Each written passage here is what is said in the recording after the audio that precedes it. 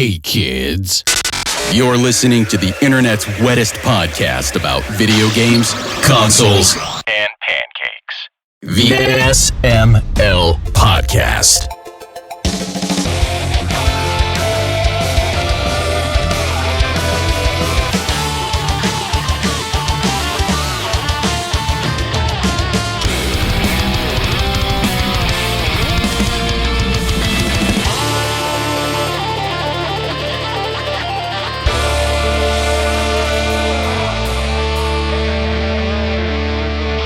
What's up, everybody? This is the SML Podcast, and we're fucking back, baby! Woo!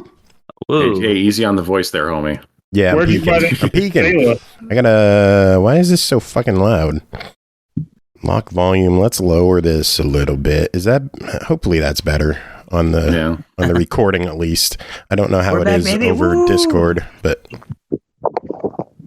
So how's everyone doing? It's a party cast. We got Tim here, we got Chris here, we got Pernell here, and 3/4 of us were at MAGFest. Yeah, that is true. So like 3/4 of me was at MAGFest. Yeah, each of us left 1/4 of our persons behind. That way we could have your soul there, but your physical body remained in Texas.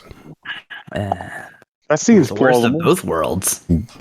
Oh, Jesus. Damn. I mean, you could experience the concerts, the feeling of the concerts by being there in spirit. I mean, the concert by sitting at home and watching it on Twitch. Yeah, it's not the same. You have to feel the sound waves ripple through your ethereal, flesh or whatever it would be.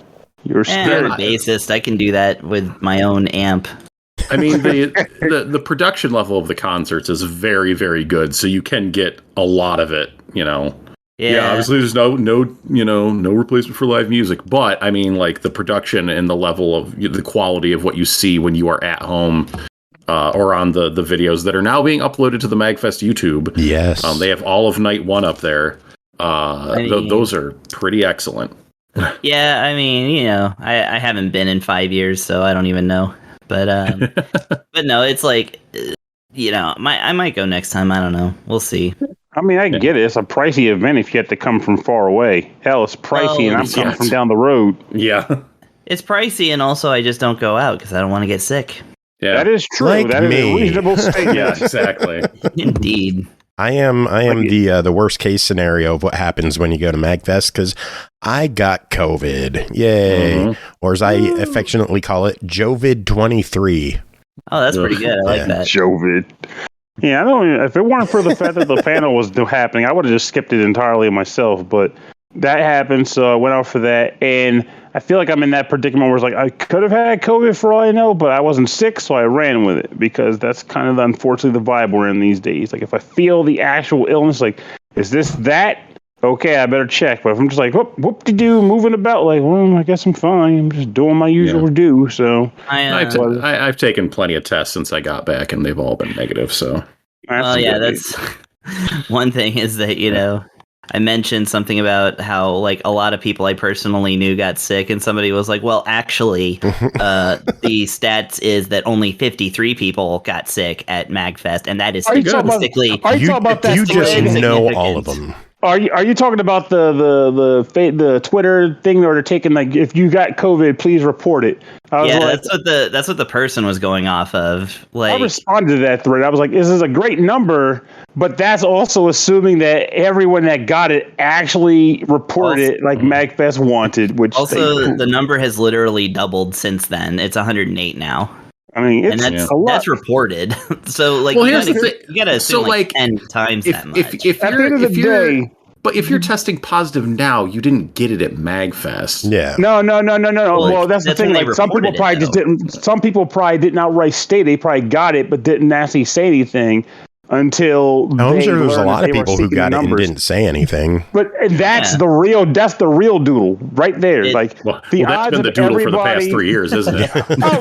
well, yeah. I mean, but that's the thing. Like, that's the overall gimmick, which is that people are going to get it and they're not going to report it. And there's nothing saying they have to, but it's just a general thought of saying, while it would be nice to do actual contact tracing, the reality of it is This shit's here to stay. It's not going away. So yeah. And the other thing is like using that statistic to say, well, actually, then MAGFest is fine and totally 100% safe is misleading at best. Yeah. Well, it's stupid. Like, that's just it. It's like I said, and that's a nice number to hear, but then added that caveat, which pretty much covers the due of people didn't report this shit, which makes this number kind of false. But people are going to do what they're going to do to justify their decisions. Exactly. And the only thing I want to say is that for me to go, it's just me acknowledging that we had a very small window to nip it, and the odds of us doing it were slim anyway. And we, of course, missed the window. And it's just going to be like, it's not going away, short of like this virus doing what no other virus has done, which is to kill itself, which it's never going to do. We were stuck with this shit forever. I mean, it lives in America long enough, it's going to want to. Hey-o. Yeah, I will say that though, by a pretty wide margin, MAGFest had better, or just any COVID protocols better than any place that I have been in over a year, and that vaccination and masks were required and people actually adhered to that. And I saw staffers, telling people, like the few people, like, hey, get your masks on. It might be the last like safe con, that one could go to, safe, throwing up massive air quotes here. I would say PAX Unplugged is a similar vibe there, which is that what it typically requires is for people to, or most people, to actually give a general shit. Like, it's to say, hey, no one wants to do this, but the alternative is bullshit. So I'm fine with doing what I'm going to do here, even if I'm wearing a mask that isn't really doing much because it's like literally like just paper mache. But still doing something over nothing. And given the fact, like I said, it's not going anywhere. Business is going to business, and people are going to people. You just do due diligence to the best of your ability. But it's just how it's been. I go to Target, but I wear a mask at Target. It's like, we've all been living with this thing for long enough now that we know the risks, and we do stuff anyway. And it's like but it's not cool when people get sick because that's unfortunate. Of course. There's a difference between people are going to do their due, and the unfortunate aspect is that someone's going to sick, and the difference between that and you got sick, are you vaccinated or not? Because I need to put this on my bingo book. It's like, no, someone got sick. Hopefully they're taking care of it. It happens at this point. We all know, but I'm not going to make fun of someone for getting sick, and I'm not going to trail behind people's medical records at this point. I'm not going to act like 53 or 108 people is like statistically insignificant. It's like, that's a significant amount of people. It doesn't matter that the overall attendance was 18,000. It's just silly to like throw that stat out there and be like, well, actually, this was just fine because of this. Yeah, if anyone says it was just fine, they're full of shit. I mean, they did what they could. It was a good event. I don't regret going. Yes, I got sick, but I was vaxxed and double boosted. So the consequences for me are much less severe than they could have been 2 years ago. But I don't regret going. I had a great time. And even though half of it was spent in the room watching it on TV, I think that's a cool thing they did this year was MAGFest TV, where if you were in your room, they had the con running on the hotel TV. So you could watch concerts, watch panels, watch speed runs. It was a really cool addition this year. Yeah, that's cool. And I got to see you for 10 minutes. Yeah. Good thing it wasn't more than that. That's what I was about to say. I was just like, oh man, I saw Joe like very quickly in passing twice, and good thing apparently that worked out quite nicely. I'm just bummed we didn't get a Cutler picture of the five of us. That's kind of on me because of how things came up. But I had a very nice time at MAGFest. What's a Cutler picture? So we were all cosplaying a wrestler named Brandon Cutler. Not when I say we all, I mean 5 of us from our Discord that we watch wrestling in. That blue and yellow costume. The tiger stripe panel. Yep. Yeah. I had one as well. A couple of our other friends from there were wearing it, and yeah, we wanted to get a picture all together, but just didn't work out. I think mainly because that panel ran right up against Name That Tune. Yeah. And when I needed to eat, and my kid had ripped off his proof of vaccination bracelet, so I had to go down and get him another one. So just a lot of things happened, but that was what took away from MAGFest for me, was not COVID, but it was like having to deal with a child. Adulting, dadding specifically. Adulting kind of gets turned off a little bit usually at MAGFest, but dadding can never be turned off. But it was still nice to see, the people, when I could. The concerts I got to see were awesome. I actually got to see quite a few of them compared to most years where I'm lucky to grab like one or two. This year I saw like 5. I saw the OneUps. That was what was important to me. Least favorite band that I saw. Which like those guys. I mean, Mustin would honestly probably say the same fucking thing. Yeah. And it's not like a dig at them. It's just kind of more a statement as to like how the overall quality of how good MAGFest was. Yeah, how good this year. Yeah, exactly. It was nuts.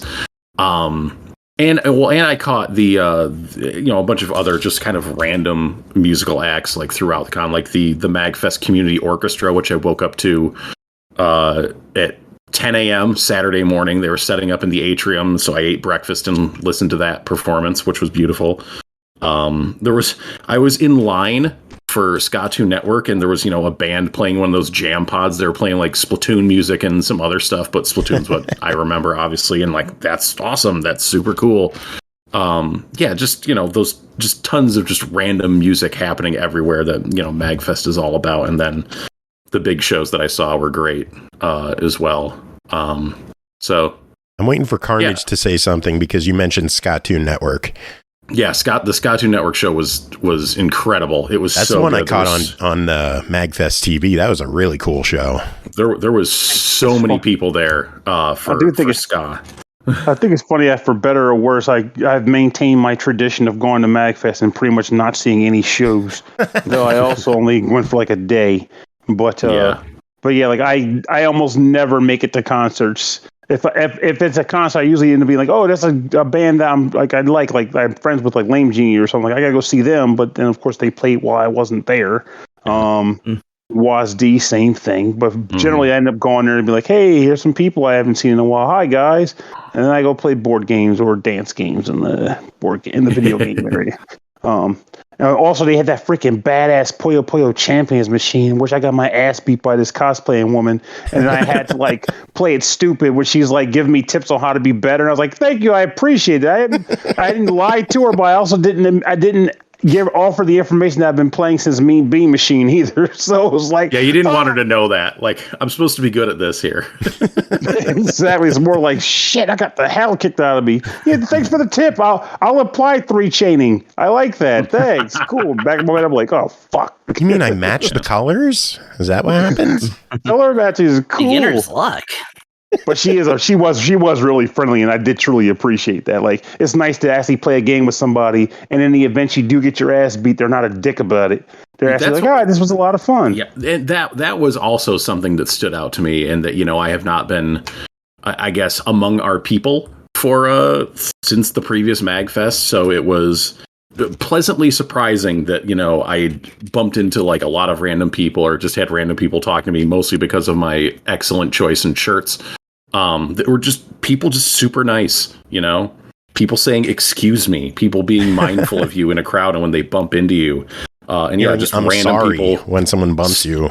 Yeah, just random people starting conversations. I had to when I was around with my kid like Friday morning, and like he was getting a little worked up, a little cranky because he was trying to look for Pokemon cards, and I was trying to insist that he not buy like packs of Pokemon cards that he can just get here in fucking Buffalo. And he was getting worked up because he had barely slept the night before and he hadn't eaten anything. And I'm like having to go, put on the dad mode. I got to drag this kid out of the marketplace and get him to sit down and eat something and chill out. And just as I'm flipping that switch on, a woman stops me and starts complimenting me on my Gitaroo Man shirt. So I immediately had to flip off the dad switch and flip on the nice person switch. Oh yeah, thank you so much. Oh yeah, I love you. Yep.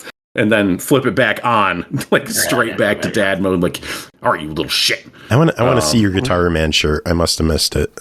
Yeah, I took a picture. I meant to upload it just to kind of flex it on Mustin, since I mentioned it to him. But did I tell you my Gitaroo Man idea? No, I guess not. Well, I guess this is an early reveal on the show, but this is something I'm aiming to do this year. Years and years ago, I did a Earthbound remix project, and everyone's like, "Oh, what are you going to do to follow it up?" And I'm like, "Nothing," because I'm lazy.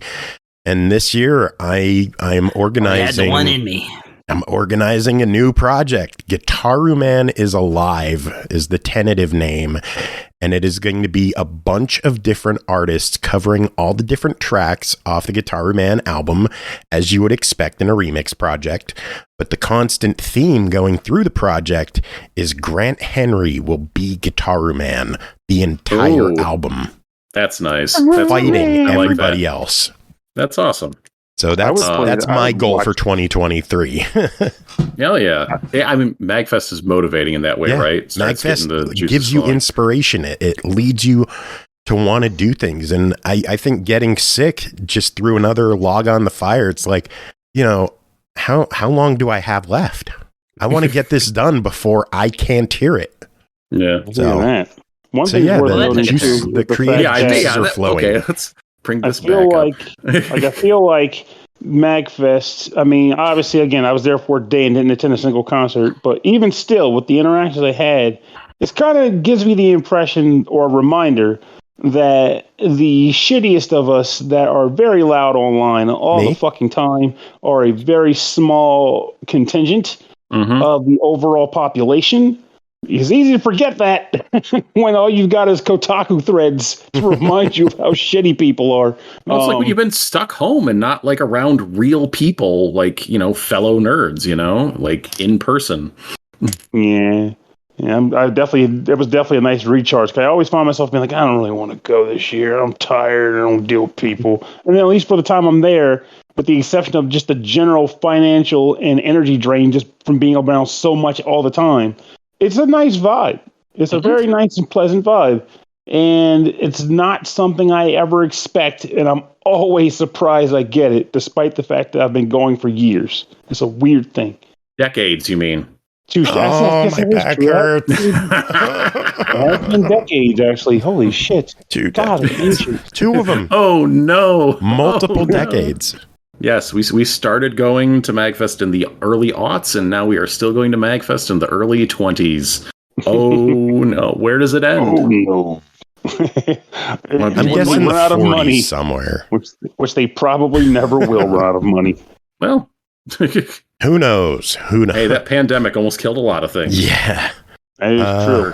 But it continues to. But you know what it didn't kill? It didn't kill the SML podcast. And believe it or not, in just over 2 weeks' time, SML is turning 10. Right. 110. Oh, 10. Oh, 10. SML 10th 10th anniversary is happening in just over 2 weeks, and we are going to be celebrating with a crazy contest. Thanks to a whole bunch of different partners of ours.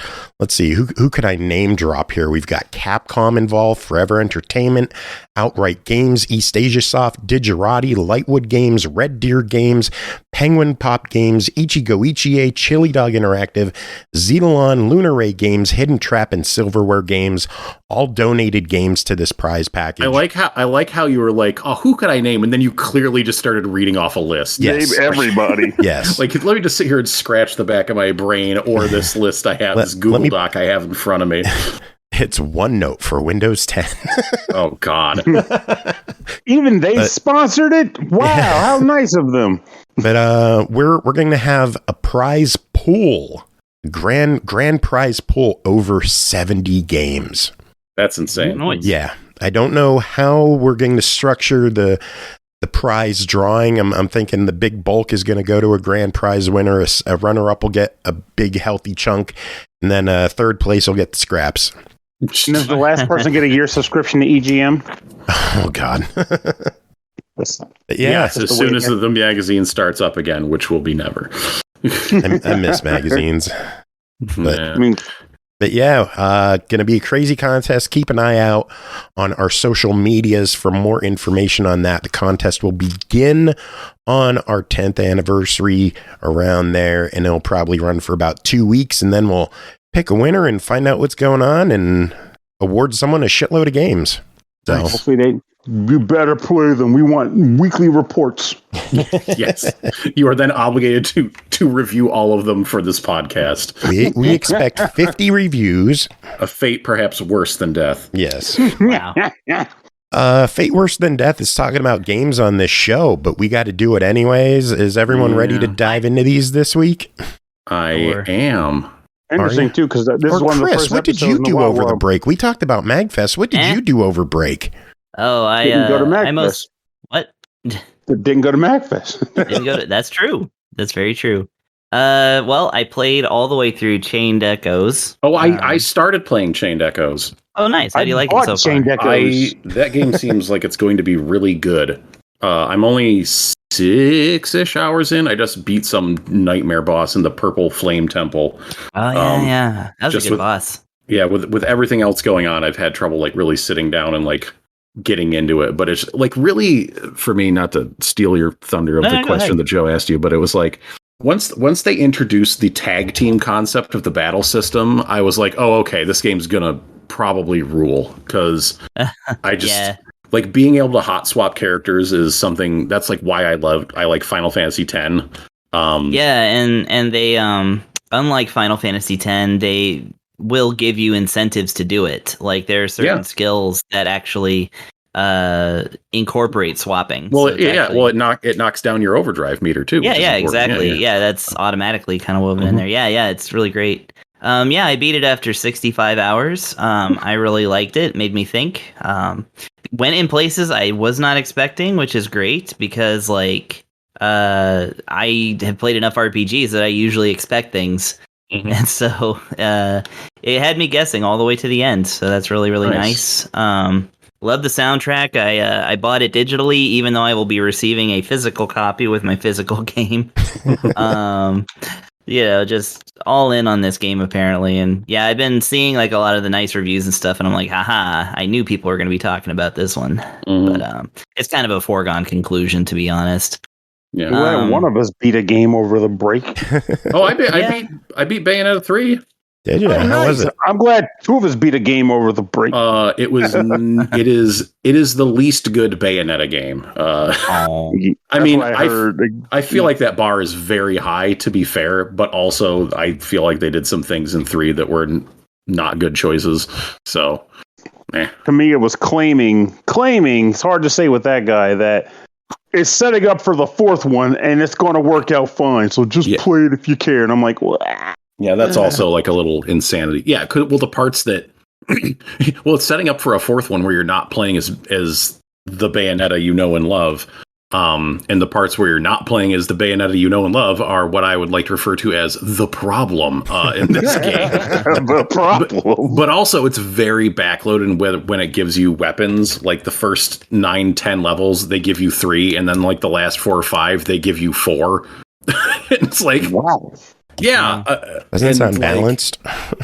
It's just like, you like to experiment with the weapons, but then like you get them all so late in the game, and then you have to like buy, to unlock the moves for them. It was just kind of like, well, yeah, I know, I replayed the crap out of Bayonetta 1 and 2 and did everything there was to do. And this one, I'm just kind of like, I went back in and like played around with some of those weapons, and then I was like, nah, I'm good. I'm done. I beat something else too. Well, I beat River City Girls 2, which I had reviewed. Nice. I did finish that. So yeah, that game's good. I did not finish God of War Ragnarok. I decided to stop playing that game because I was bored. Wow. Really? Yeah. I was just like, 15 hours in, which is apparently like halfway through the game. And I was just like, I am not. And I really liked the 2018 one, but I was like, I am not into this. And I went and sold that shit. Yeah, I mean, it's too much like the 2018 game, and there was also just like there's a lot of walking and talking. Like it's I don't know, it was not as one of those games I wanted to pick up. Like I was hoping they would put out like a steelbook release of it, but the only option was to get a big stupid hammer. Yeah, I don't want a hammer. I do.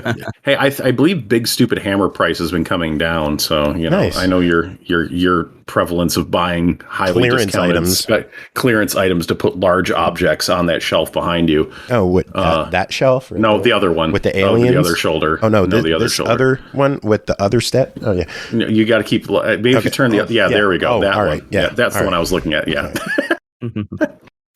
I feel like there was something else, but I don't remember. I was cleaning some things up and now trying to playing some Chained Echoes and checking out some other things that I missed. Now go ahead, Chris.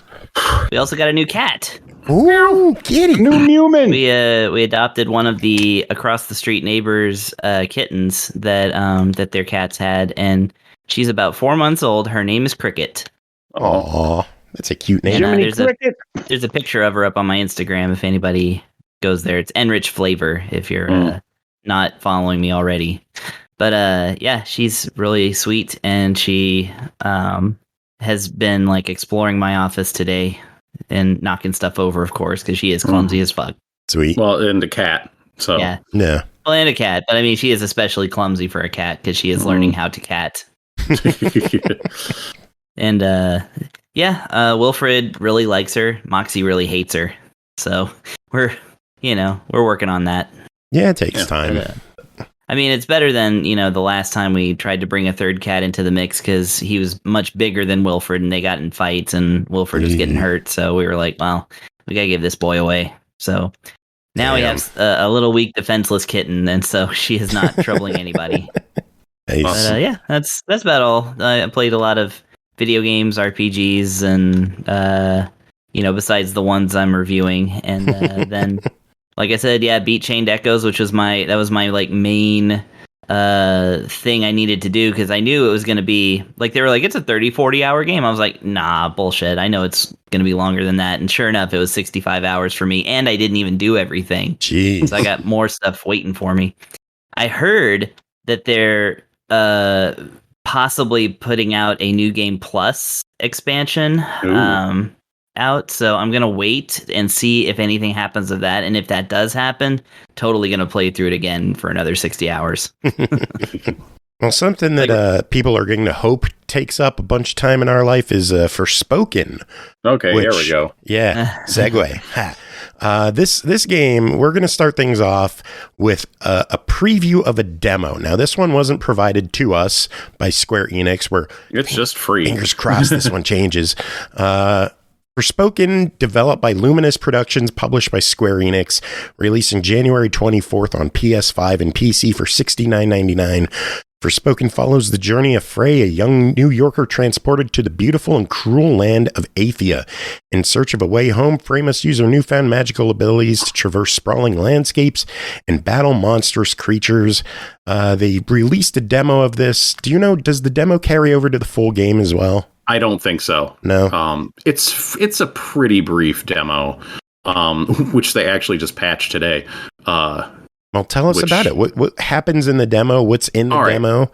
So yeah, this game is about a girl who is transported from our world to a magical fantasy land, which is what the trailers would have you believe. From whenever this game was announced, I can't remember. I've had my eye on this game kind of since it was announced. I always thought it looked interesting. Squaresoft doing something new, doing something original. Not Final Fantasy, but still fantasy. It just kind of drops you in. There's like a quick tutorial in the demo, which is optional, by the way. And then it drops you into this big open world. The game seems to be taking the shape of a big open world action RPG, as many games are wont to be these days. Your character, she has magical powers. So in the demo, there's two different like spell sets you can switch between. One is like earth focused, one is fire focused, and then within those, each sort of school of magic, as it were, you have like three offensive abilities that are you can choose from to be your right trigger attack, and then three support abilities that you can choose from to be your left trigger attack.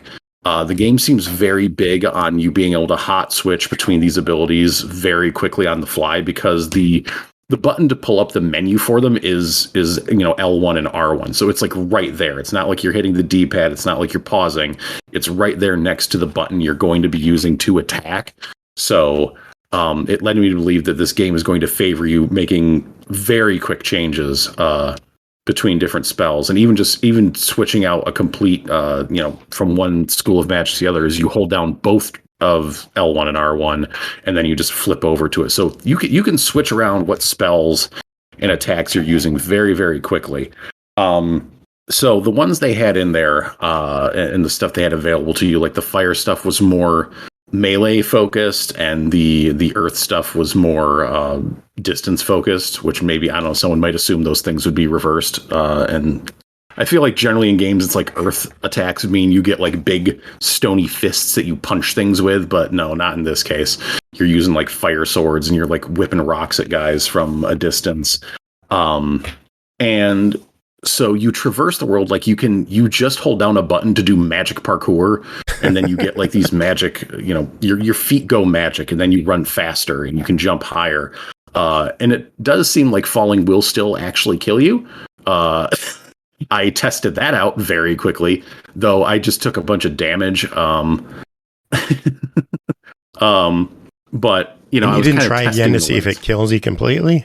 It was a pretty high cliff, and I sort of suspected they were being kind with like your health refills and damage in the demo, just so you could play the game. I did have a little bit more of trouble like going back up things, because you can't just run straight up walls. You kind of have to like jump and hop up them, though there is some magical parkour that's what they call it, by the way, like magic parkour, that helps you like get a bit of a boost, and you can find little ledges that will help you like scale them up. The game looks pretty nice. I immediately threw it into performance mode, because that's what you do. It does have like a ray tracing mode. It does have like a high resolution mode. But I always go for frame rate. But yeah, like the world itself is like kind of, just plain fantasy, but like the spell effects and the way your character moves, I thought looked really good. The monsters I was running across, like my first like fight outside the tutorial was with like some deer that I did not expect to have a scrap with, but we threw down to their dismay. Had some like alligators that were like spitting magic at me. That was cool. Like some birds, which birds always suck in games because they can fly and you usually cannot, but I dealt with that. But yeah, in the demo, they give you like 5 goals, and they put little waypoints around the map so you can see where you need to go, just to kind of run around and get a feel for traversal and fighting things and like the kind of stuff that you'll get in the game, which is lots of crafting materials, it seems like, but also, different gear. It doesn't seem like you're going to have a ton of different equipment, and a lot of it's going to center around just like what cloak you're wearing, which will have different effects on what magic types it buffs.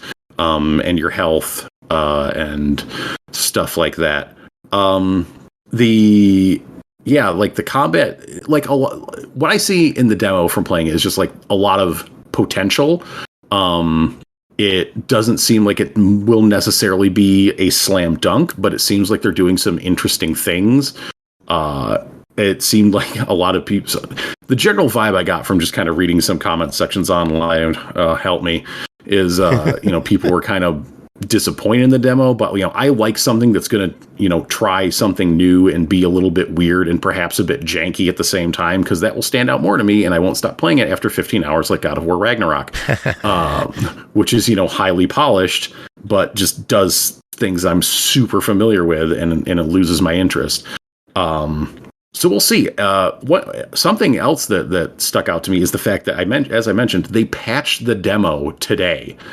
They took feedback on some of the things people were talking about, like the move speed, and some stuff with the combat and the controls, and they already like made adjustments to it in the demo. And the fact that they're like going out of their way to like improve the demo leads me to believe they're going to be, that they want this game to succeed. Yeah. And that they're looking, they'll be listening to feedback to like make adjustments to the, hopefully they won't need to make many adjustments to the final product when it comes out, but the fact that they're open to hearing that stuff and making those changes is good. And I'm interested to see how it shakes out. I think there's interesting things going on. I like the spell switching. It seems like, there's plenty of room on those wheels for lots more spells within each school for different schools of magic to go through. I'm sure you'll get something from every like elemental discipline or whatever. And there will probably be like strengths and weaknesses of the enemies if I had to guess. But yeah, I'm really interested to see where it goes, and hopefully we'll get the chance to give it the full look. But if not, no hard feelings. Pernell, did you get a chance to dabble with this one at all, or no? Last night. As much as I want to play the game, I have a general philosophy in this world, which is that there are too many games for me to play the time I've got. So I almost never bother with demos. I'm like, I'll wait till it's done. I was surprised. It was only like a 30-minute demo, which is a good little snack size. I was kind of afraid it would be longer, but because sometimes those demos, for RPGs, they give you a good chunk. But this was like, here's a slice. They mean to go on. Yeah. Well, I think they make them longer when it's a situation where you can carry over your data, but that doesn't seem like it's going to be the case with this one, which is fine because you don't really do anything of significance in that demo. Yeah, I know the One Piece game that came out had a demo that carries over to the full game, and that was about like an hour or 2 hour long demo. It was pretty beefy. Yeah, when you spend a couple hours. That one in the end specifically because I had a coupon at Target for like $10 off of a $30 purchase, and I was like, I got my $1,000 in credit to the store. I'll buy a game. And then I got the $10 discount, and then they gave me a $10 gift card, and apparently a deal that wasn't advertised. I was like, okay, well, thanks for giving me the $10 back. So, and I was like, well, I'm a One Piece nut anyway, so it's just right up my alley. So nice. I've never seen it. Don't start. Yeah, because you'll never finish it. It's too late. Exactly. Yeah. No. I know. That's why. Yeah. And I'll also say the game had some pretty robust accessibility settings, which I always like to see with like different things you could do to make the easier. Make the damn text bigger, which is always what I'm in that menu for. But, colorblind settings and difficulty settings. I really like the setting that games are having now where your character will just automatically pick up shit off the ground. You don't have to push a button. Yes, very handy. Yeah, I think it was Horizon where it doesn't even play an animation. It's just like you just step on it and it's yours. And like, that is what I want. I've seen enough characters crouch down and pick something up. No matter how fast they do it, I never need to see it again. I don't need a cutscene of them skinning an animal. Yeah, it does. The only time it's ever been something I liked, and it only happened in one game, and no one ever talked about it, is how Zombie U did it. That was it. Oh, interesting. Because Zombie U, it was a survival horror game of sorts, and that was on the Wii U. And so when you had to go into your inventory, you had to look down at the Wii U pad to look at what you had. And in addition to that, the character on the TV looked away from what was going on in the actual game. So you were like, you can't just sit there and rummage through your shit because zombies will beat the tar out of you while you're rummaging through your inventory. And I loved that. Innovation that is ignored. Good shit. All right, well, Tim, I guess that's it for you. Yeah, that's it for you. It is you just for me. Got here. I know. It's okay. I'll start it again. We'll be here more. Yeah, we'll be here more. The year has just begun. We got plenty of time. Plenty of games. Mm-hmm. You have any final words? Yeah, just as we found a couple hours ago, rest in peace to wrestler Jay Briscoe. Yeah, he was apparently in a fatal car accident, only 38 years old. What? Really? Yeah. That sucks so much. Currently one half of the Ring of Honor Tag Team Champions. Yeah, just like a real bummer out of nowhere. This happened today? Yeah. It happened apparently it happened around during the 5 o'clock hour. Damn. Yeah, it was in Delaware, actually. Wait, what? Yeah. Now I want to look this up because I'm wondering if I know what all this is. Delaware is like a tiny state. Fork? Sandy something? I don't remember. I believe it started with an L, like Laurel or something like that. Laurel, Delaware? Yeah, I think so, or something like that. And yeah, there was like a car crash with like 2 fatalities, and he was one of them, evidently, as it seems. Yeah. That's a damn shame. Yeah, it is. Very sad. I'm glad I could just burn the podcast down on my way out. Start the year off wrong. Catch y'all later. Good night.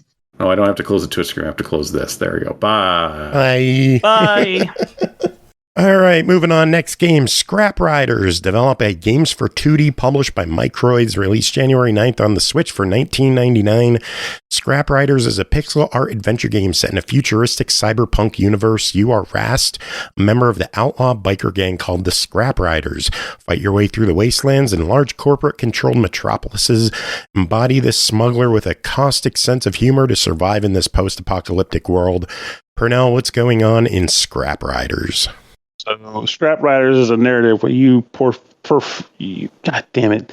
Way to start the new year, right? Pernell, what's going on in Scrap Rider? In this game, you take the form of a character by the name of Rast, who is a member of this quote-unquote elite scrap, smuggler group. And the idea in this game is that very early on at the offset, you come to learn that a product that you were intended to pick up and deliver to a client was stolen from you. And it is a very big deal because this product is not only very rare to find in this world you live in, but by virtue of accepting that this was lost, your reputation would go to the shitter and everybody would suffer for it. So it kind of kickstarts an adventure where you and your companions are tasked with trying to reacquire this disruptor, which of course in true fashion of these types of games leads to a bigger adventure where lots more is at stake than that. You know what else is at stake? The future of our show, as Root Beer subscribed for the 37th month. Thank you so much, Root Beer. Also, big thanks to Lloyd, who subbed before we went live with the show. So thank you, Lloyd. Thank you, Root Beer. I would go so far as to say the show is not at stake because Root Beer has been very reliable and awesome for as long as I've been on this show. 3 years. Over 3 years. That is crazy. Why? That's the biggest question. Why would you? I haven't even done 3 months yet. I know. I ask that question frequently, and in the end, it just boils down to, people like what they like. And I'm just glad that one of the things they like is something that I produce, or you produce, or they produce. So, also, Joe, you are automatically subbed to your own channel if you didn't know. I know. That's why I have all my own emotes. Yeah. So this game, it doesn't really do anything to reinvent the wheel from the adventure game side of things. You walk around various environments, which you can traverse to by heading back to your trusty motorcycle in the area that you're in. And you can go from map point to map point so long as you've unlocked it in the story. And while you're there, you can talk to different people. You can investigate them by way of looking at them, attempting to touch the person or an object, and it usually comes with a funny quip like, I'm not touching that. You know where it's been? Or dialogue choices. And through these scenarios, you can kind of further the story along. Inventory-wise, though, you can come across items that can occasionally be combined or used to solve various puzzles in the game, though nothing particularly that's going to break your brain. But it's still enough that it's fun to engage the world by, grabbing these items and buying a drunk of beer and then beating the shit out of everybody in the bar or whatever, because that's just the kind of guy I am. And that's the beauty of this game. That's the one thing that does make it set apart from a typical point-and-click adventure game or adventure game is the fact that every once in a while, you are tasked with beating the snot out of people in the form of a beat-em-up sequence. Typical right to left side scroller. Enemies will show up on the screen. You have a light attack and a heavy attack. You can combo these things into like pow combos or whatever, which will also occasionally increase a gauge that will give you. It's hard to tell whether they can increase the power of your attacks or just like this hypothetical score, but it'll be like 25 hit combo, and it'll have like a big number. And I'm like, I don't see a score, so what is this calculating? I don't freaking know. But it's still cool to get big combos because it's just the kind of game it is. I like seeing big numbers. You can also occasionally, when an enemy goes down, they might drop a bullet. And if you pick up that bullet, it goes into ammo that you can use to fire a pistol that you have in your inventory. The pistol is a long-range attack that does more damage than your typical punch combos. But again, you get bullets sparingly, so use them sparingly.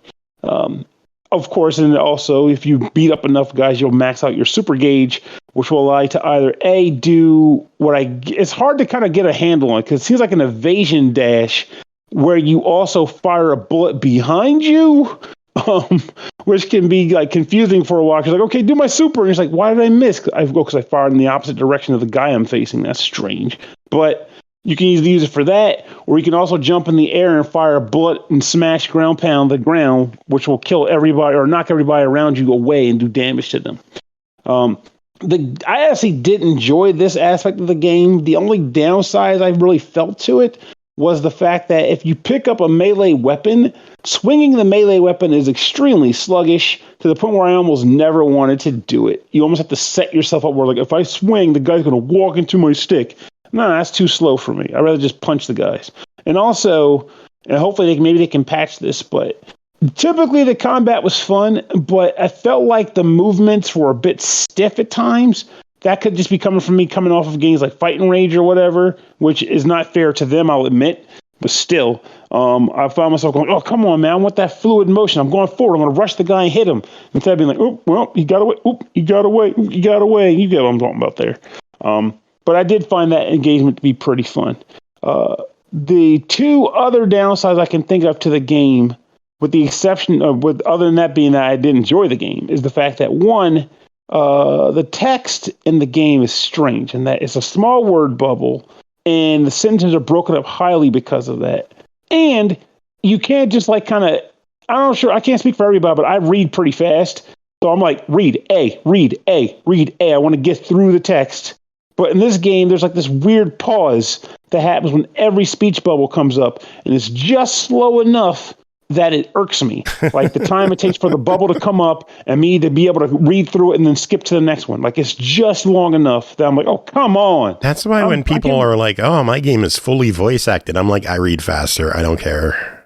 Agreed. I'm the same way. Like I skip a lot of the dialogue in these games. Like if they let me read the text on the screen when they're talking, don't be shocked if I skip a lot of their dialogue, unless the VA is really freaking good. Either that or when the characters curse. Quickly. I'll always listen to the characters curse.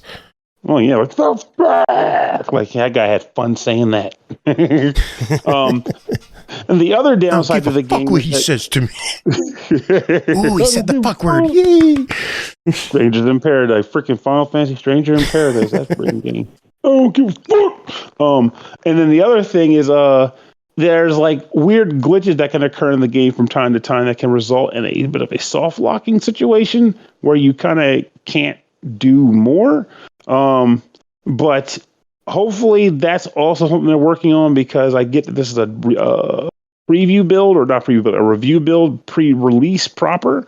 So hopefully that they're listening to this, scenarios where you might be like kind of enter a door and the door just doesn't trigger as a place you can walk through. So now you're stuck. That does happen. It's rare, but it's enough to make you go, whoa, this is stupid. So patch that out if you can.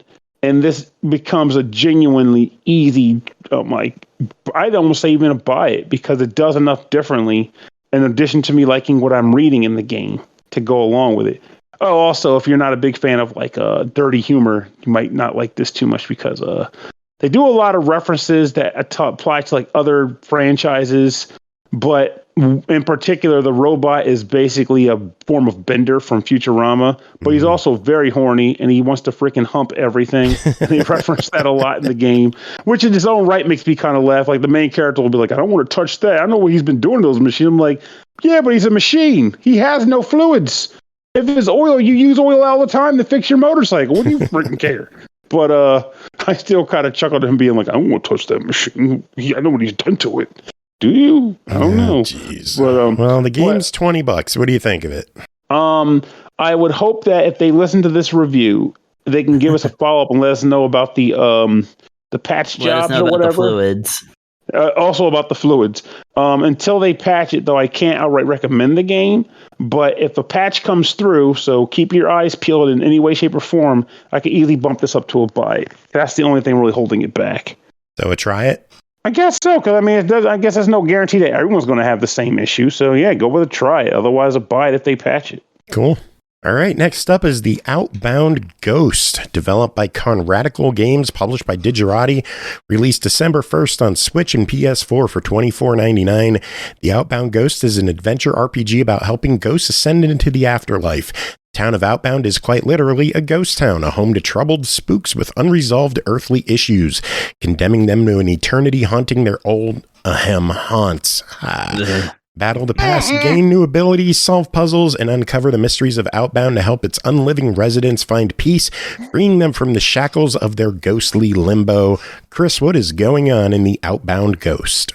All right, well, in the Outbound Ghost, you play as a ghost who has lost their memory. I don't actually know. I thought the ghost was a boy because it has a stylish cowlick and thick eyebrows, and otherwise is a blob of nothing. So, but when the naming screen came up, the default name they gave me was Lila, Lila. So I was like, oh, okay, so all right, whatever. So I renamed them Percy.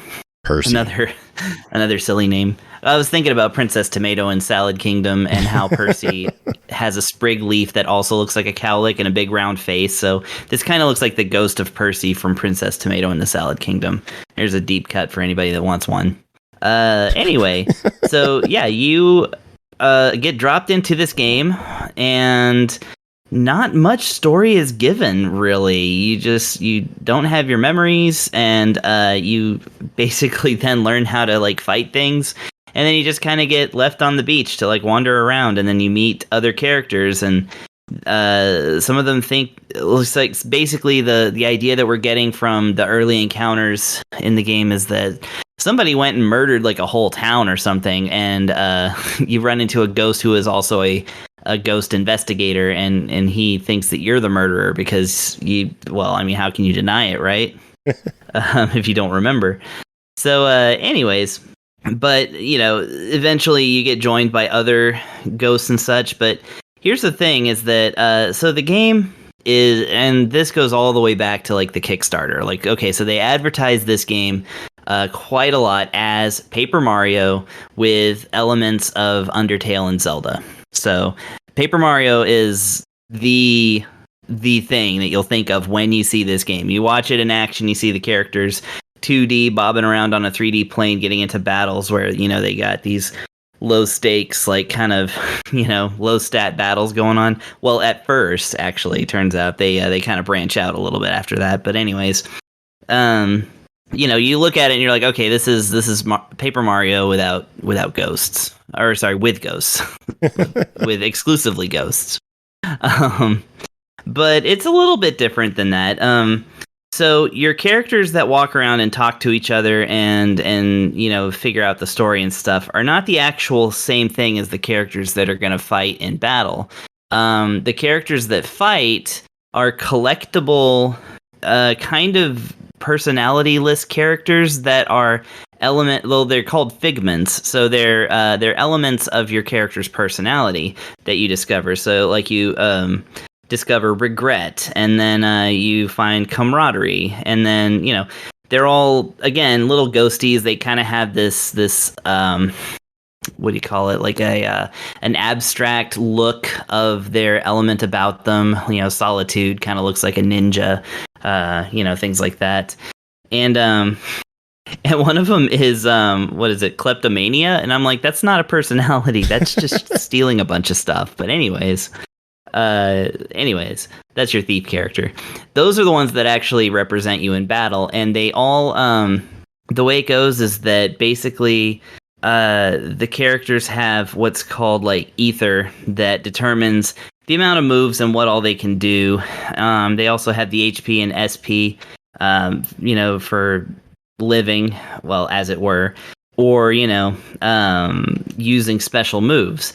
And all of that gets healed at the end of the battle, so you're expected to go all out. And in fact, you have characters that can do, like Camaraderie, for instance, is like an early support character that mostly knows healing skills, doesn't have much on the old attack, but they can boost the power of other characters, or literally just give their SP away to heal the SP of like a different figment. And so there's strategy involved here. Battles get pretty intense pretty quickly, but here's the thing, and boss fights especially get up into like the hundreds of HP, whereas your character's still bobbing around with like 50 or less. So like some of this stuff can get pretty epic, but here's the thing, this is a modern RPG, right? Modern solutions for modern problems. just about every aspect of the gameplay has a slider. So you can reduce your damage taken. You can, take it on down to 0% if you like. You can just take no damage in this game if you really want to. Or you can boost it up to 500%. Oh, Lord. You can make this game 500% harder. Or you can make yourself do 500% more damage or 0% damage. Or, there's XP multipliers. And then there's just an overall difficulty slider. I'm like, okay, so I'm going to ramp all these up to 500 and then put it on easy. There's actually a toggle to prevent death, So it's like, this game clearly is like, well, we don't care how you want to enjoy this game. We just want you to enjoy the game. Yes, but for the purposes of this review, I played it all with everything on default settings. So that's everything at 100%. I think I did. No, I did put it on normal mode. I started on easy and then put it on normal because, I was like, oh, I think I can handle this. But anyways, there's different things that you can pick up in the game. There's a crafting system that lets you craft little items that give you a little bit of a boost. Like stats can go up by like 1 or 2 points, and that makes like all the difference, right? It again, like Paper Mario, it kind of deals with like minimalist stats and things like that. It's really interesting for the strategy. The story, it's an intriguing premise, but they just kind of drop you in, and then when I've been playing this for a few hours now, and I still don't know what's going on. Nobody's talking to me. I know that I've been accused of a crime, and I know that said person is now in my party, so apparently the accusation did not stick. And then reading some reviews that, got all the way to the end of the game, they say that, the story does kind of stay pretty minimal, but it does take some inspiration from Undertale, which means that it's 2 degrees Kevin Baconed away from Earthbound. Because games used to be fashioned after Earthbound apparently, but now they're just like, no, we only care about Undertale, so we're drawing our inspiration from there. What that means is that the tone of the game is very cutesy, and it never gets into like, not that I've seen, it doesn't get into like real. It doesn't super explore the fact that everybody is dead, and like, they're not like gnashing and wailing about it. They're just kind of like, oh, I'm a ghost now. This is weird. But it still does have that element. So like it kind of bobs between being mysterious and intriguing and kind of serious and maybe even philosophical, and then just being like, well, we got these here lockpicks. Let's do a lockpick mini game. And I'm not a big fan of the lockpick minigame. I never am. Even in Skyrim? In Skyrim, you just, to pick a lock, you move it left and right. And this one's a little bit like that, actually, except it's right to left. You just kind of dash a key through a little puzzle thing and move stuff out of the way, and it eats up consumables. So yeah, it's got some cool little systems in it. It's basically trying to be Paper Mario, but a little bit more intense. And I respect it for that. I think the fact that it's an indie venture, has a clear vision for what it's going for. Maybe gets a little lost or a little muddy along the way, but that's how these games go, man. Now I will say there are some clear negatives here. And that is specifically on the Switch. So, one, performance. This game is, say it with me now, everyone. This game has some performance issues on the Nintendo Switch. Oh, what? Seriously? I know. Yeah, so when you're moving around these really nice looking 3D environments and stuff, moving your little 2D guys around who are nice and high res looking and stuff, like it looks good. Screenshots look good, but when you start moving, it kind of chugs a little bit. Battles take a full, and I timed this, they take a full 11 seconds to start and about 11 to 10 seconds to end. So you are staring at a black screen for 10 to 11 whole seconds before the battle starts, and that's that is enough to where you think something's wrong with your game. In fact, this whole sentence, I've been like playing the game, I'm still in the middle of transitioning to a battle. Okay, it just started. Jeez. That actually felt a little longer than 10 seconds. It's that I took a video and then I measured it. Yeah, and that's not cool. So I'm hoping that gets fixed, but that is an early thing that I'm like, that is not a good. The other thing is that the text is very small, and despite everything else in the game having a slider, there's not one for text size, which is too bad because the Switch is a portable system. And literally, I have good eyesight. I don't need glasses. I cannot read the text in the menu when you have this thing. Like, the menu is fine. I mean, like, when your character is, like, saying something or, whatever. I cannot see what is going on. Like it's nigh unreadable, and the characters lose that like high res look. Like I don't know what it is. Like they then start to look a little bit pixely and like weird. So I'm like, there must be something when this game is in docked mode that they're doing here. But it's like, yeah, the text is too small to read in undocked mode. Which is not good because this game would be a really good game to play portably, but I've been kind of having to keep it to the television if I want to read what's going on. Like in battles and stuff, when I'm looking at the skills and everything, I can't read the description of what the skills do. Ouch. I'm like, well, I can't see these letters, man. I stare at my copy of the game and go, please patch this game. Yeah. So from what I'm seeing online, apparently the actual lead dev of the Steam version itself and the creator of the game isn't too happy with the console ports. Oh, I didn't want to. I didn't want to mention it on the the review, but there's a whole. We can't just ignore that. We can't just ignore the kerfuffle that went on. But yeah, is it that bad? Is the performance that bad to outweigh the uniqueness of the game? Well, I mean, any Nintendo 64 game will tell you, in modern days, you put those through all the upscalers you want, the text is still, nigh unreadable. At the very least, they made the text big so that you can see. I actually just tweeted a screenshot of this. I'm going to take it down later, but if you want to take a look at it on the old Twitter, then you'll see what I'm talking about. And it's just a screenshot of, of the text. Oh, wow. Like, that is tiny.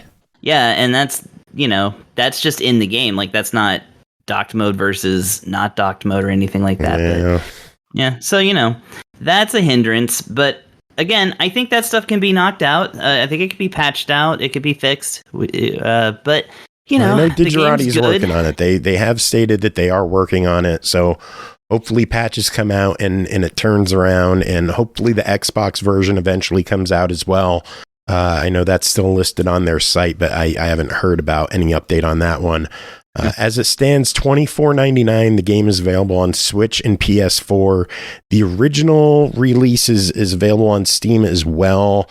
That is $19.99. What are your thoughts? Well, so here's the thing. I can't recommend Chained Echo's prices for, what I'm seeing before me here. And that's not that, because it's so much of a better game, it's that it is just better made. If they fix these issues, I'm going to give this one a buy it because I think that they have a lot of good ideas here. And I like to support this kind of thing. Retro throwback RPGs are obviously a thing that I enjoy. And, again, the aesthetics are great. Like, there's a lot of love that went into it. You can tell the creator has a great passion for it. But, yeah, these console ports, they need to be cleaned up before they're going to get my, before they get my old Andrew Jackson. Sounds good. All right, next game, Lone Ruin, developed by Cuddle Monster Games. Love that company name. Published by Super Rare Games, released January 12th. Switch and Steam for $14.99. Lone Ruin is a spell-based roguelike twin-stick shooter. Cue Carnage's reaction. Plays an explorer who seeks a mysterious ancient power and venture in a ruined magical city built atop a source of magic used by olden mages to power and transform themselves. Dive deeper and deeper, battling your way through twisted creatures, utilizing your very own magic abilities, and ultimately reach the center of the Lone Ruin. Pernell, what's going on in Lone Ruin? Well, I just learned what was going on from you because up until now, I had no idea what the hell was going on. So there's that. Yay. But as far as a game goes, I could talk about that. You're basically a character who's a mage, as you described, and you go from room to room in typical roguelike fashion, doing the do to get to the bottom of the thing. As you play this game, like I said, you'll enter a room, and at the very beginning, the first room, you'll be asked by a person to choose a spell from a list of like maybe 8 or 10 different spells. I should have counted. Woe is me. And those spells have differing effects and ways of attack. But on a few of them, they already kind of start you with a bonus perk for them. So if you decide you want to go that route, then you can. In my personal opinion, just get the damn boomerang because it's the best freaking weapon in the game. Yeah, I said that. I'm fine with that. After you clear each room post the starting room, you're given a choice of 2 locations that you can enter into, which, well, your choice will be based on the rewards that you're promised if you complete the room. So that is the general flow of progression. Now, when you're in each room, though, you'll be beset upon by a lot of different monsters. They'll spawn from spawning points, and in the upper right corner of the screen, you'll be shown a number of icons indicating the number of waves you have to clear in order to defeat or clear the room. And your method of defending yourself against these monsters is, like I mentioned, you get an actual set of spells. You start with 1, and it's linked to your your right trigger button. You use that button, you can use the spell. And depending on the spell you use, it may have a cooldown, which means you can't use it again until the cooldown runs up. Or some spells will have a series of charges, which means you can use it this length of time before it runs out, and then you deal with the cooldown. Sometimes you'll also eventually get new spells as rewards for clearing rooms, which means you'll then be able to map those to the other trigger buttons, with the exception of 1, unless you sell it, because you also start with a dash mechanic for evasion. If you sell dash, you're a freaking moron. Or you're doing a hardcore challenge. That's up to you. I'm okay with that. But otherwise, you'd be a fool to sell dash. Better not be a moron, though. Better not be a moron. Don't you dare. At the end of about 6 or so rooms, you'll be tasked with fighting a boss. Defeating that boss will give you a series of rewards and then allow you to progress further into the dungeon. I'm going to say this game is a lot of freaking fun. I loved playing it. The downside, however, is that there's only 3 bosses, and then the game is kaput karap. So 6 rooms or so, a boss. 6 rooms or so, a boss. 6 rooms or so, a boss, and that's it. That's and it? That will go by, and that is it. Is there replayability? Is there reasons to keep going? Well, it depends on the person, because what they're going for, I think, is the whole a scoring challenge, because there is a high, every time you lose or win, there is a high score mechanic. It'll tell you your final score based on things you did or items you picked up or what have you, and it will ask if you want to upload to a scoreboard. And I believe that is the general idea. They're like, hey, you want to keep playing this game for a higher score and beat the leaderboards that you can upload to the leaderboards? It'd be nice, however, if they actually uploaded more stages, preferably more stages that look different. That's the other downside of the game, which is that the areas generally look very samey. I never felt like I was going to a new region or anything, just more enemies are spawning, sometimes new enemies, and I'm kicking ass. Again, worth noting, though, I mean, I had fun playing it. It was a great time. There was no point where I was like, this game is really stupid. In fact, the real issue is that I just wish there was more of it. But that's not to say it can't be fixed in a patch. And also, someone might be hearing this and going, well, but the price. And my thought is, when I do reviews for games, price is objective based on the player, and games go on sale. So that's for anyone else to decide on. But as far as a game in its own right is concerned, I think it's a fun time. And it's a short and sweet experience, because I can honestly tell you that once I started realizing that the boomerang was freaking batshit awesome, that was all she wrote for me. Everything else was just everything else I found was meant to support my usage of the boomerang.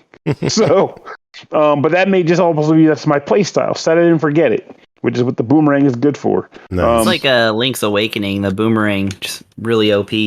Yes, absolutely. People underestimate how awesome boomerangs are in these video games, man. And if it's not good in your particular video game, then somebody fucked up, because there's no excuse for it. The template's been set. But in the case of Lone Ruin, mission accomplished. Boomerang's best damn weapon. Also, I forgot to mention, last thing I meant to mention, so I did mention that there's different weapons, but in addition to that, not only do you sometimes find new weapons when you complete a room, but you'll find weapon upgrades. So modifiers, essentially, to make the weapon better. You might get more damage output on a weapon, or more charges on the weapon, or something like, for example, when the boomerang hits an enemy, it makes the enemy's attack slower.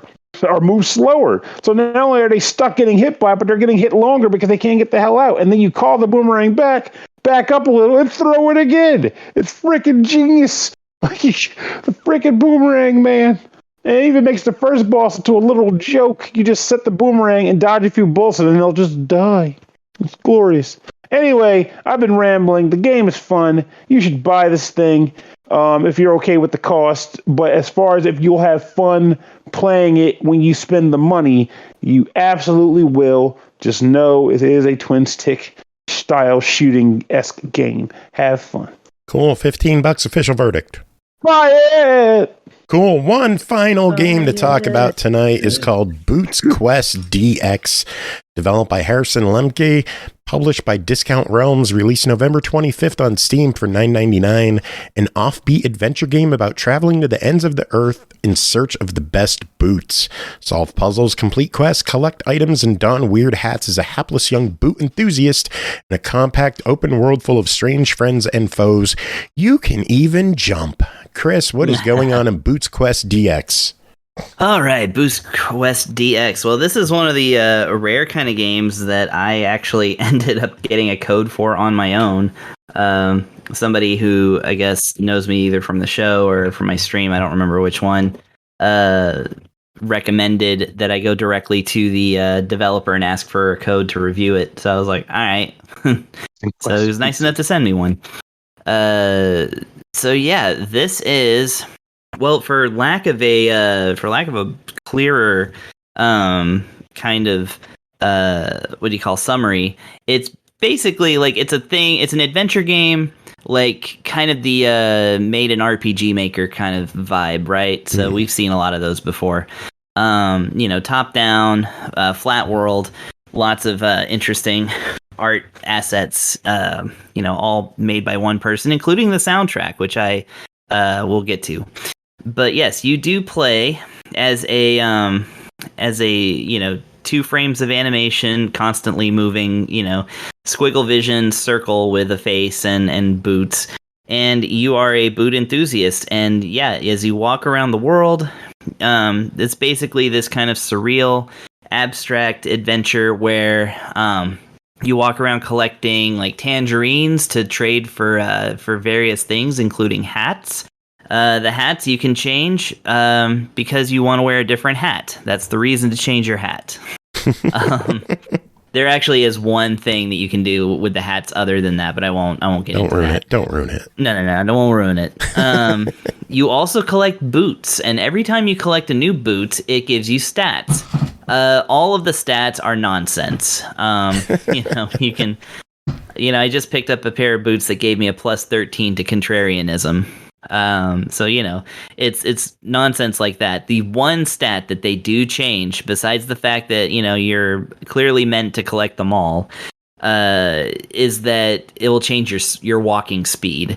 So your walking speed can vary basically based on the boots. But again, this is nothing to do with any kind of RPG like the stats would imply, because this game it's a walking adventure. It's a walk and click, if you will, because there's no combat in this game. In fact, you run into many weapons and your character just has increasingly interesting ways of like basically just dismissing them and being like, well, you don't need this, so you throw it away. Or, wow, that sword looks extremely dangerous. You hide it where no one will find it. Like someone will put their eye out. It is an almost aggressively pacifistic game. It is, it very much just wants you to walk around, experience the world, talk to people, do their side quests. There are side quests, basically where somebody is, one person is just looking for their item, and the item is just written out all in caps, and then you find their item and then return it to them, and you try to look at the item in your menu, and it doesn't even show you what it is. It just shows like a box. But there, there's cleverer jokes than that, and in fact, that is the thing that becomes increasingly apparent as you keep playing this game. Is it gets cleverer and cleverer. Not only in the descriptions, the flavor text is just amazing. Real Earthbound and Mother 3 vibes from the stuff that you look at and talk to. Like, I really enjoy the writing in this game. But it, like I said, it increasingly gets more clever as you start to get into more and more abstract situations. Some of the stuff gets pretty darn Stoic Club if Earthbound fans know the reference. They throw some big words at you and stuff. And while you're exploring a pocket of outer space that you found behind somebody's fireplace. Which, by the way, one of my favorite characters is it's just a guy dressed up as an old wizard, like with the pointy star hat and a big beard and everything. And when you talk to him, he's like, "I'm not really a wizard. Please don't tell my grandkids." That's a great line. Yeah, see, that's just, it's one of those off things, and it's it tells a whole story, but it's just one sentence, and I'm like, I love this character, I love this grandpa, I love this story. I'm not really a wizard. Don't tell my grandkids. It's great. But yeah, it's that kind of stuff. You can look through bookshelves and read books and titles of books, and you get to hear your character kind of, contemplate everything. There's interesting stuff like the characters that you talk to. Again, everybody is just pixelated squiggle vision. Everybody the whole world kind of moves in 2 frames of just kind of squiggling back and forth. Which I like. I think that's an effective art style.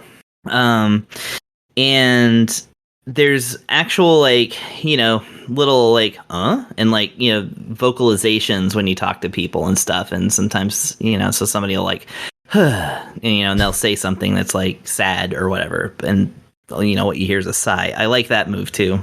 I think that's if you can't go full on voice acting, I like to hear a little bit of just a punctuation of human voice. And then that gets into the other thing, which is the soundtrack. I love the soundtrack in this game. It is, it's not quite as out there and just a big mess as an avant-garde mess like Hylix or something. Apart from the Hylix, that's really, really excellent funk. Spoken as somebody who covers Hylix music. But it would just be churning guitar chords that are out of tune and stuff. This one actually is tasteful, but also weird. It's an aggressively weird game, but with a kindness to it, and that's what I appreciate. And I actually, after spending enough time with this game and its soundtrack, I still haven't completed it, because actually the puzzles also get a little bit clever. So I am still kind of racking my brain over some of the late game stuff. But I have definitely spent more hours in this than I thought I would. And I actually went and bought the soundtrack for the same $10 that this game costs. The guy only wants $6 for it, though. But if you want to support this even further, then the soundtrack is on Bandcamp out there, and I'll provide a link to when I'm talking. But the last thing, and I only found this out once I bought the soundtrack, the developer is a fellow Austinite, so that's kind of cool. Apparently, he's out here. Cool. So, kudos to this guy. I like what he put out there. So if you're listening to this episode, you should invite Chris out for coffee. If you want to, I'm very shy. But I'll network in the right spaces, sure. But no, I did really enjoy this game, and I knew that I would like it. I just wasn't sure, if this was just going to be just something somebody kind of tossed off in an RPG Maker and just left it alone, and it's slightly absurd or whatever. I was like, no, this is pretty fleshed out, but it is still a little on the small side for a game. So don't go in expecting a grand sweeping adventure, but do expect a good time and a few out loud chuckles. Cool. All right, it's $10. What do you think? Yeah, it's a buy it. $10 is just fine for this sort of thing. And like I said, check out that soundtrack for $6 too. And I'll find that link and post it. Nice. All right. Well, that is it for this show. We made it Waxing, back. not too long, just enough to get our feet That's wet what again. she said. Not I was too gonna say, long. I'm very surprised that a post MAGFest show went only this long. What do you I'm I not mean, for it, and I was there I for could a still day. talk and more about Tim it was- if you want me to. I don't care. I didn't go. I don't want to. Oh yeah, the by the way, the Boots Quest developer like on Bandcamp goes by the name Dragon Warrior. Nice. And I'm like, really? The first video game cover band I had in Austin was named after Dragon Warrior, so it's like that's either a coincidence or maybe we're closer to this guy than I thought. Where you? Were you an Erdrick? Yeah, I was the founding bassist. Oh wow, I didn't know that. Yeah, Keep in mind- I was. Oh, go ahead. I was going to say, just keep in mind, I want you to be like, how did you not know? I didn't follow close enough to be like, who's all the members? No. That. I was in there for 2 years. I left actually 10 years ago as of this month. So I am not worried if you did not catch the couple years I was in there. MAGFest 10, we played the main stage as the second act on Thursday, I think, right between Random Encounters and Temp Sound Solutions. Great that night. means I saw you play live when you were with them then, because Mag Yes. 10 was my first year back to MAGFest since 2. I had on a hat and a Kirby t-shirt, so I was playing the bass. I'll post up a video or something if you want to check it out and see if you can remember. Might even spot myself in the audience. Maybe. Pernell, there's thousands of people there. I'm tall. I don't know. Yeah, when you're tall, you stand out. So That is true. literally, you stand out. Cool. Anyway. Well, music this episode. We're going to wrap things up. We've been playing a lot of the OneUps, and they just performed at MAGFest. So we'll listen to the OneUps, and we're talking about Gitaroo Man, so we're going to listen to some Gitaroo Man from the OneUps. Wow, it all comes together. It all comes together. Gitaroo Man. Yeah, they dropped my phone. Gitaroo Man.